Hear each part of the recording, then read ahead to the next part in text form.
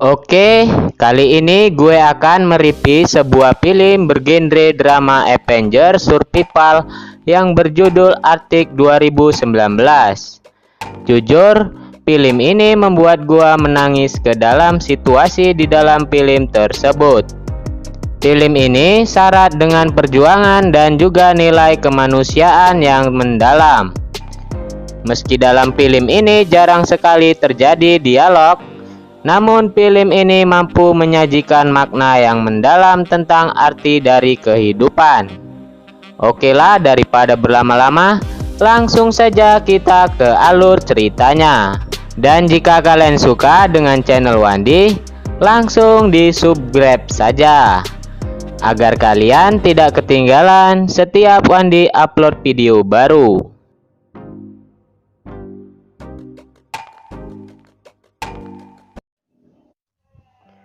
Diperlihatkan seorang pria yang tidak disebutkan namanya. Terlihat ia seperti sedang menggali parit di tengah-tengah padang salju yang sangat luas dengan peralatan seadanya. Ia terus menggaruk es tanpa lelah. Kita tahu orang tersebut sedang membuat tulisan SOS atau sinyal darurat bantuan. Kemudian terlihat bangkai pesawat yang terjatuh. Kemungkinan besar ia adalah korban kecelakaan yang masih selamat di padang es Arktik. Arti tertulis di pesawatnya bertuliskan EYES Polar Cargo, yang kalau kita cari tahu itu adalah pesawat pengangkut logistik yang kebetulan terjatuh di tempat itu. Dan kita tahu hanya si laki itu seorang diri. Kita lihat dari keadaannya sepertinya ia sudah berbulan-bulan berada di sana dan bertahan hidup sembari menunggu bantuan untuk bertahan hidup. Ia melakukan berbagai cara yang terjadi. Ia memancing ikan di atas es yang dilubangi dan menyimpan ikan-ikan hasil tangkapannya untuk dimakan sehari-hari. Lalu kita tahu, dari cara makan orang ini sepertinya ia sudah kehabisan gas atau perapian sudah lama sekali, sehingga ia harus memakan ikan dengan cara mentah-mentah. Kita sudah bisa merasakan kepedihan yang ia rasakan, apalagi kalau kita kebayang kesendirian, serta rasa ingin bertemu dengan keluarga di rumah. Ia selalu melakukan rutinitas mengirim transmisi terjadi dengan cara memutar generatornya untuk mendapatkan sinyal yang bisa saja ada pesawat lewat dan menemukan sinyal darinya. Kegiatan itu ia lakukan setiap hari tanpa lelah dan putus asa. Sesekali ia melihat keadaan sekitar yang keseluruhannya kita lihat hanyalah es yang tak berujung. Kemudian ketika tertidur ia melepaskan alas kaki dan terlihat jari kaki yang beberapa sudah hilang. Menandakan ia pernah memotong jari kakinya karena frostbite atau penyakit dingin yang membuat bagian tubuhnya mati. Dan ia sering mengunjungi sebuah batu dan membersihkan batu itu. Yang kita tahu itu mungkin adalah teman atau bahkan orang terdekatnya yang mati dan terkubur di sana. Lalu ia mengucapkan kata sampai jumpa besok lagi. Sepulangnya dari makam ia kembali mengecek hasil pancingannya. Kemudian dia kaget petikan simpanannya kian terkoyak, lalu ia mengerti bahwa beruang kutub sudah mulai mengarah ke wawasannya. Ia pun panik dan berlari masuk ke dalam pesawat. Dan kini ia tahu, ia harus berhati-hati dengan serangan beruang kutub yang bisa saja tiba-tiba berada di belakangnya, karena beruang kutub memakai gili berwarna putih. Lalu kembali ia melakukan transisi, dan benar saja, dari kejauhan ia melihat seekor beruang kutub yang besar berhari-hari. Ketika di detik-detik akhir ia akan berhenti memutar transmisi. Tiba-tiba ia mendapatkan sinyal. Kemudian keajaiban pun datang. Dan sepertinya ada pesawat kebetulan sekali. Cuaca sedang badai. Ia berusaha keras memanggil sebuah helikopter yang kebetulan melintas di tempat itu. Lalu ia menggunakan FLIR yang masih tersisa dan akhirnya helikopter itu menghampirinya. Terlihat ia sangat bahagia karena penantian selama berbulan-bulan akhirnya tiba. Namun masih belum berpihak karena kekencangan angin. Helikopter itu kehilangan keseimbangan dan akhirnya pun terjatuh dan meledak. Gila, kasihan gue lihatnya, bos. Ada-ada saja, kenapa pesawat datangnya ketika cuaca tidak baik coba? Aneh bukan? Lalu ia berlari ke arah helikopter itu dan menemukan hal ini sudah hancur. Ia berusaha menolong orang di dalamnya. Dan terlihat pilotnya tidak selamat dan mati di tempat. Namun ada satu wanita yang terlihat masih selamat. Namun dengan luka robek di perut yang cukup dalam. Dan sialnya orang tersebut adalah seorang wanita yang tidak mengerti bahasa Inggris. Ia mengobati luka wanita itu dan menunggu badai reda. Setelah badai reda, kemudian dia menjumpai banyak peta satelit penunjang lainnya. Lalu dengan laparnya dia memakan mie mentah-mentah. Ia membawa wanita itu untuk dirawat. Sini berpikir apakah cewek ini hanya akan menjadi beban atau enggak. Ia memeriksa KTP dari itu ternyata terlihat tulis-tulisan Thailand atau Vietnam atau apalah. Intinya wanita ini memiliki bahasa yang berbeda yang mungkin akan membuatnya kesulitan untuk berkomunikasi. Kemudian wanita itu sadar dan bertanya nasib pilotnya. Ia bilang pilotnya tidak selamat dan wanita itu kembali pingsan. Lalu lelaki itu meninggalkan catatan. Kali aja kalau bangun wanita ini enggak kerasa sendirian. Bahwasanya ia akan kembali sebentar ke helikopter itu untuk mencari sesuatu yang mungkin tertinggal.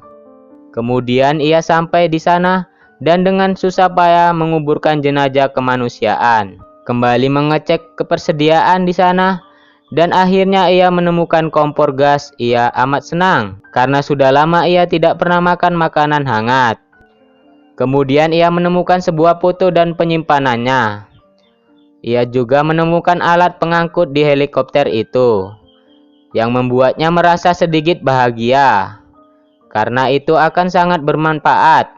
Dan untuk pertama kalinya ia memakan makanan yang sangat enak selama dia di dalam kehampaan.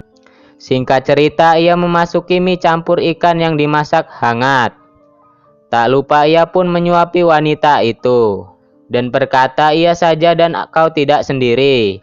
Yang pilot itu yang mati adalah suaminya dan ia juga memiliki seorang anak bocah yang mungkin menunggunya pulang." Sesekali ia melihat peta yang ia temukan dan ia melihat ada sebuah stasiun pengawas yang lokasinya sangat jauh dan ia merasa tidak mungkin sampai ke sana dan keadaan hidup. Lantas ia melanjutkan rutinitas seperti biasanya. Hingga beberapa hari kemudian ia memikirkan apakah ia harus mencoba sampai ke stasiun itu dengan berjalan kaki. Lalu ia memulai menggambar rute yang akan ia lalui. Ia berpikir lebih baik berjuang daripada menunggu untuk sesuatu. Hal yang tidak pasti, setidaknya dengan kejadian helikopter itu, dia mempunyai sebuah harapan dan juga tanggung jawab seorang wanita yang sedang sakit. Dengan membulatkan tekadnya, ia mulai mempersiapkan segalanya untuk pergi ke stasiun itu.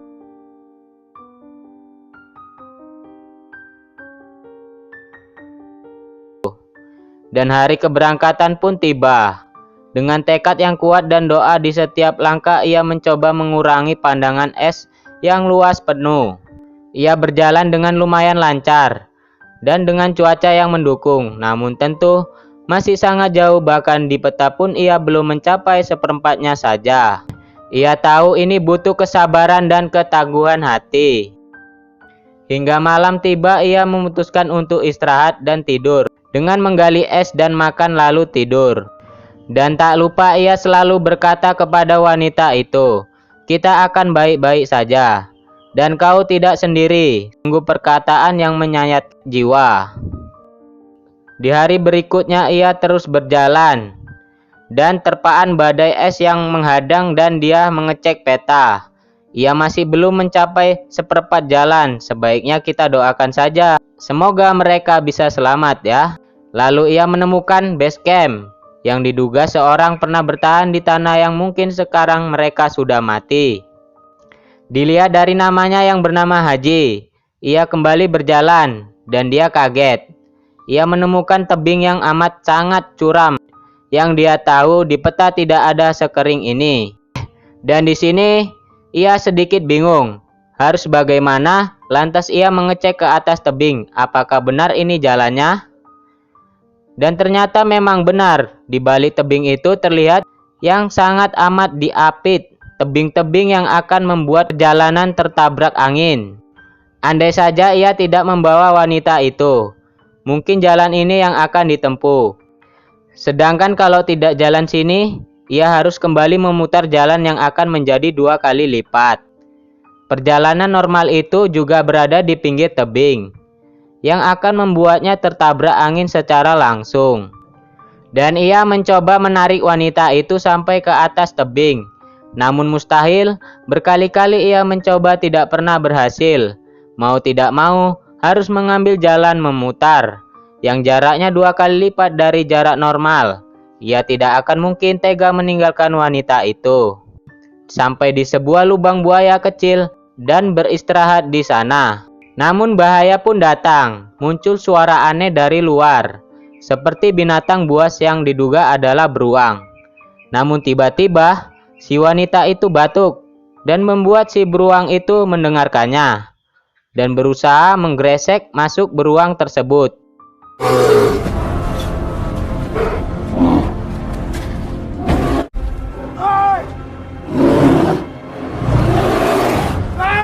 Ia menggunakan pelir yang ia temukan 2 biji di helikopter dulu, dan untung saja beruang itu kabur. Ia pun merasa lega dan menangis.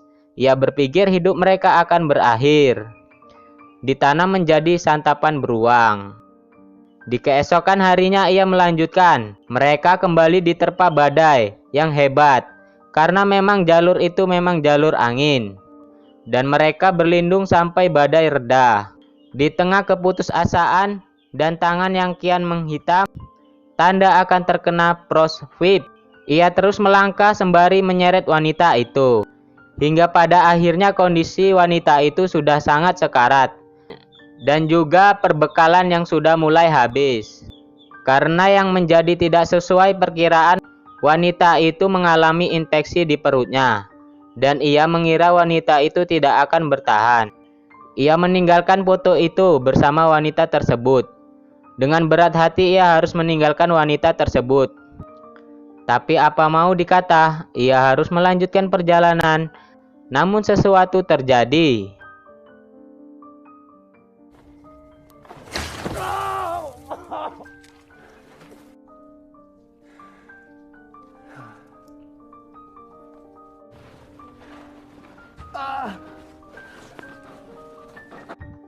Dalam sebuah goa yang bertimbun salju dan tersadar kakinya masuk ke sela-sela batu dan terjepit. Ia mulai frustasi dan menangis. Ia merasa sudah tidak tahan lagi, namun tidak menyerah. Sungguh menyedihkan.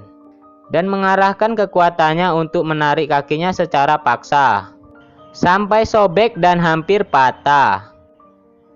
Singkat cerita, ia berusaha keluar dari gua itu dan kembali memutar. Ternyata ia menyadari bahwa wanita itu belum mati. Dan untuk pertama kalinya wanita itu berbicara halo. Ia merasa menyesal karena ia meninggalkan wanita itu.